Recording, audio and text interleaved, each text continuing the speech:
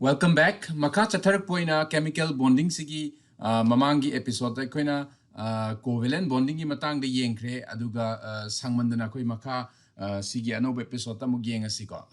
kaino gi matang da dative bond natraga coordinate bond hari base masi covalent bonding gi makha da dum yengba yai ba ko masi da so sharing of electron ne ba thok tu isi ko sigi matang sida koina example ama hana lauraga yenga aduga example si urakanda phasana hena gyan tarani ozone hariba molecules se yeng sebako oxygen si hana lawre oxygen ozone hariba molecules de yaudori basi oxygen ahum ni ko aduga oxygen ahum sigi marakta electron sharing si kramaina tauge habasi yeng sebako adudi oxygen ani ma hana yeng si oxygen ani si asagi oxygen ki mapan leiba shell si magi mapan leiba shell valence shell sida electron taruk yawi habasi makoi khange natra aduga sigi oxygen molecule ama form to matamda makoi ani sigi marakta electron pair ani si share ta we have se koina na khangi natra adubu ozone hariba molecule se mo form to matamda oxygen am jangsilak toine bako oxygen ahumna sabani dana molecule se aduga oxygen ahum sida sagi ahum suba oxygen sigi sumagi se taruk leijarani aduga sigi ahum subuse mana pamiba ani si sagi oxygen molecule dudagi lauba ko oxygen molecule dudagi lausanba ko aduga mana di karimta share tawdiba topada mana laurisi electron pair si ngasagi oxygen share tawraga hana already leijariba oxygen sidagi lausanbaneba natra adudi masigi type of sharing se masigumbagi mong si bokoina coordinate bond kaweba adudi masikra maini ithokpa yare o hairaga magi double bond du leijakre hana gi ko aduga masigi oxygen sidagi share tawi haibagi aroma kapthok pasidako aduga mana share tawre sigi sida share tawbuneba aduga sigi sina di share tawdeba taideko madugi type of sharing madugi makhandu madugi sharing khutaw dubu kaidawi madubo koina covalent coordinate bond natraga dative bond hairiga kawebako aduni masidai sida sigi sina electron si donor oiraga somda share tawri natra adudi masi mana share tawri ba electron pair du donor kawre aduga sigi sina donor kawrani aduga si sina acceptor haina kawrani makata ba atai example sing yeng kisi ko larik tioba example hairagadi hydronium ion form to basigi matang de yeng si hydronium ion si form to na ba hona ba matamda kenoga water ga react tawdori proton amaga react tawdori adana water si hana ko yek tho asiko ngasai water si de yaw si H2O haibani natra hydrogen aniga water oxygen amaga punjala kanda water si form tawre natra adumaina sigi sumaina isam samna magi yek passe haifet yega yengsi silere water gi magi mong siko adreida masidai sida koina amala kadori basi magi manak changjila kadori basi proton amaneba H plus se koina proton ama haira suyai ko karigino haimandamda hydrogen gi atomic number di 1 oibani H plus se form tawge hairabadi electron ama chatkraba matungda form tawduineba aduna takpadi ngasai sigi H plus sida yauresi ngasai proton ama khaktaneba aduna koina proton haijala suya boiwanida mai maming siko aduni aduga masi ani si changjala mani ani si changjala matungda moi ani sigi marak sida electron pair sharing khra tawdoriba aduna sigi H plus si stable oige hairabadi ngasai hydrogen gi di stable oige hairabadi magi k shell da electron ani legadabani haibaneba haibadi electron pair ma legadabani haibaneba ko ani habdi pair natra adudi masigi matang sida koina kramaina iba yarani H si ngasai water gi matang sida sumaina ibirani ko H2O sigi magi structure si aduga magi oxygen gi sigi ani se ngasai atopa color mana tawraga ige ko masigi ani si sida share tawkibaneba masida share tawkibaneba madu koina sigi arrow pira kanda H sida share tawi haina utpa yareba adna share tawriba electron si oxygen sidagi share tawba ngasai magi H plus sida H plus na darkar oibadu kayano electron ani darkar oibaneba aduga magi ngasai khoidring chale magi sigi keno sida magi hana lejaramba plus 2 ibiramani asumai tawdana hydronium ion si form tawi haibane ko aduga masi koina or sumaini irasu yai H3O plus ko masi bo koina hydronium ion haina kawe aduga masi desida share tawriba electron gi mawng si koina co-ordinate natraga dative bond kawe ko mathang da example atopa amasu yengba yai yengadoriba example si kano ammonium ion ko ammonium ion si desida asagi hydronium ion da tabu sumaina masu iman manaraba ngaktani ko ammonium ion si desida yaudori si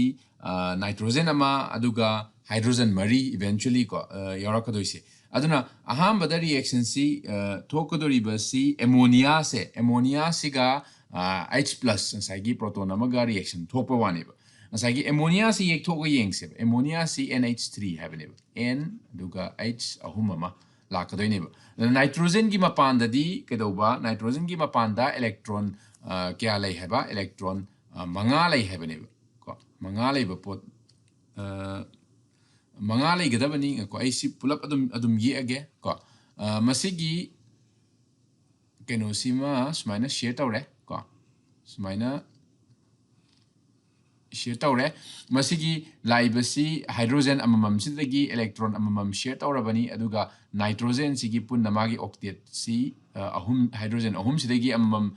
share tawminare aduga masagi sidaisida bond pair ahum yaure aduga lone pair ama yauri bas desida share taw do adi lone pair sharing taw daba electron pair amadi yauri ba natra sigi sharing taw daba pair se masagi kano da pithok pawane H plus atopa masagi proton ama sidesida share taw bawane ba aduna sigi H plus stable oige hairabadi mamangi example da yagubidu maina magi K shell da empty oirabanina magi K shell da electron ani di darkar tareba madugi electron ani sigi electron ani sina somda thazal akanda somda share tawrakanda yadoineba adudi masi kramaina ibe yarani kamaina ibe yarani haibada N sima leijare ko magi N sima leijare aduga sidesida H magi H aduga H leire ahum si leire ko ahum si leire kanda somda arrow ama kappa sina takningi di masagi share tawriba electron pair si nitrogen dagi share tawbani ko aduga hydrogen sina di share tawteba na sina acceptor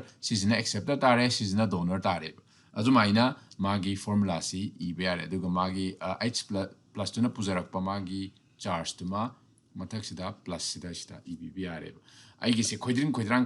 yam tawre masi yam nungai ridori phare masi akoi gyan taraga loire ko si baukta example ani si yenge mathangda makhada khone lauthagadoriba si characters of covalent bonds yengse covalent bond gi character kari important character lege haibasi yengse CHARSC characters ka aduna khoi mamang da su ionic bond ionic compound singi character yengi natra ionic compound singi adagi hojik namu covalent compound singi character si yeng doine ba masigi ani sigi marak ta khena ba exam da dum hangba yai natraga na mokoi ki tonga character sing adum mark chauna dum hangba su yai ko aduna character sing da yeng asiko masagi ionic compound ki character khoi mamangi kano da mamangi part yeng khre adumai to duna covalent compound sing sigi character su yeng se ba magi physical state ta ahan bada khoi gi ionic compound di madu crystalline state ta lai magi ion sigi marakta electrostatic force to kanda crystalline structure da form toroga lai thum na chingma mayam ma khoi yeng ki natra adubu covalent compound sida di mokoi sigi marak sida ion form tawdubanina moi di simple sharing torakanda form to compound ne ba moi siko aduna mokoi gi molecule sing asi liquid natraga gaseous state ta room temperature da laigani ba maduko room temperature laigani madu maning jang biara physical state sigi manungda adagi melting point ga magi boiling point ga si low oeba name ba ko ngasagi ionic compound di madu high oigi bani moi gi marakta sagi atom gi marakta laiba chingsinna basi kan bagi adubu sigi case tadi covalent compound covalent molecule tadi madigi chingsinna badu yam kana kan ba oidabani na madugi boiling point amadi melting point si low oisima ningjangani aduga compound sing asi sparingly soluble ko sparingly soluble khragadi tumba moise ko in polar solvent like water aduga kano da atai organics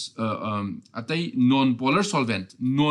solvent like benzene gumba adagi carbon tetrachloride gumba natraga kerosene gumba di tummeba ko aduna sigumba covalent compound sing asi soluble in ko polar non-polar solvent like non-polar solvent like kerosene gumba di tumba ngamganiba similarly aduduga mari super character da ko masi conductivity si kaya kano tawde masi electric conduct to ngamde no conductivity ko no electric conductivity natra adamain tawraga mati karigi saigi iron oina form tawdabanina iron oina form tawdabanina mo khoisi electric conductivity si laitreba aduna masigi character mari si khuna exam point of view dan exing birani ko masi details to yengo like te phasana yaramani aduna makada khoina wahang ama thogle wahang si kari no haba matamda covalent molecule si khoina mo khoisi ionic character chain de mo khoisi ion minus plus minus form tawba sigum se leite haire banatra masi taseng na masi ionic character si sungchen ma he chendra haina wahang ama hange ba ko wahang ama hangba matam si dai sida khoina matang sida pure covalent bond ka haiba si thogle pure covalent bond ka haise khoi khudam lor kan sum explain tawra ke madune hena gyan tarani ko zagi hydrogen si ma hydrogen molecule form to bosiki matang de yeng si hydrogen atom ani sinaksan akanda makoi gi marak sida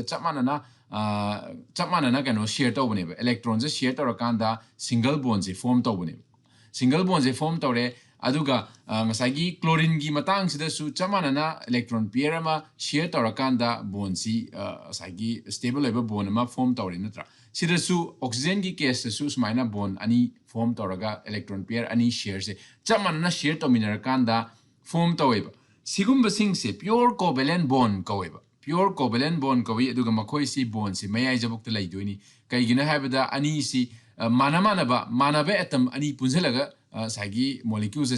same kanda asigumba se form to weba ko ngasagi punjala iba atom ani si manaba element tagi punjanba oiragadi ngasagi bond si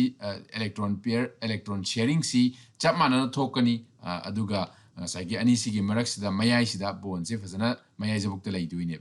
aduga atopa example da koina sagi hydrochloric acid form to boda yengi natra matang sida punsala iba pot si atom si tongan be element te gine bala ise amana hydrogen gi element oire hydrogen element hariba sigi atom si oire natra amana chlorine hariba element sigi atom ama punjalak tuine ba aduna matang asida koina electronegativity habasi lani ba ko electronegativity ko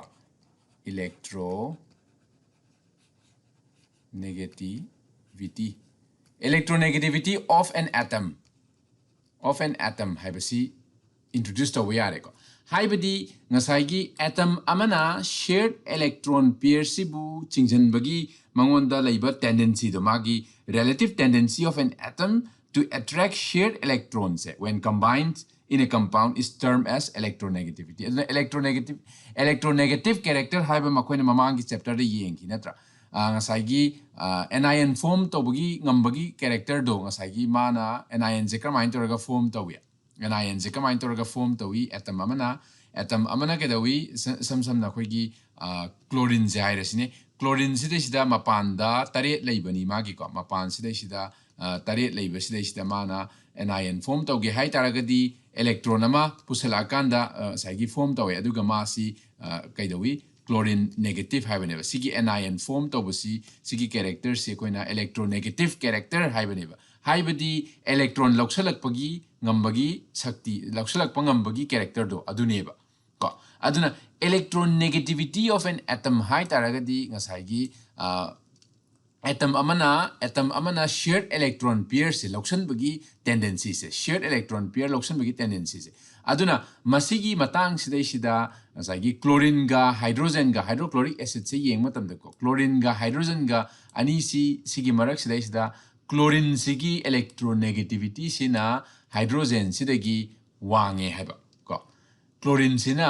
chlorine sina hydrogen sidagi magi electronegativity si wangdweni electron shared electron pair si mana hena kanna hena loksanba hena magi sai sida hena chingsin bangam doineba hena kitang chingsin bangam doineba aduna ngasagi akoina HCl form tawkhriba HCl du kedoba HCl ani si asumaina form tawbani dana asumaina form tawbasida sida sagi somgi Cl sina kitang hena chingsan badong taweba electron shared electron pair se shared electron pair se kitang hena chingsan ba taw dawna tawbanina mana magi sida slightly negative charge ama lae somdana kitang slightly positive charge ama lae haibadi ngasagi som sida sisina kitang kanna chingsan badong tawbagi mongonda negative charge apik negative charge ama lakpadong tawi somdana ngasagi apik positive charge ama lakpadong tawi somdana positive na kitang hinga kibagi mongda ko aduneba sigi matang sida lais aduna asi akoina partially polar such molecule are also known as partially polar haiba kawe moisi partially polar hairagasu khangneiba sigumba compounds na partially polar oibasing si koina muk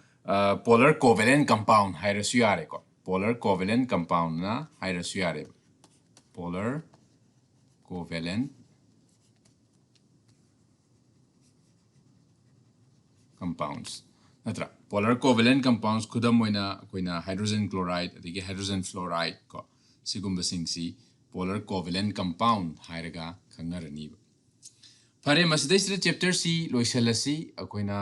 yengba yaba kai kaino meyam am yenge aduga ahen ba information meyam ama larik ta fazana yenga asidagi ahen ba meyam ama yawramani ko aduga mathangi episode ta muk thingnarasi thank you and happy studying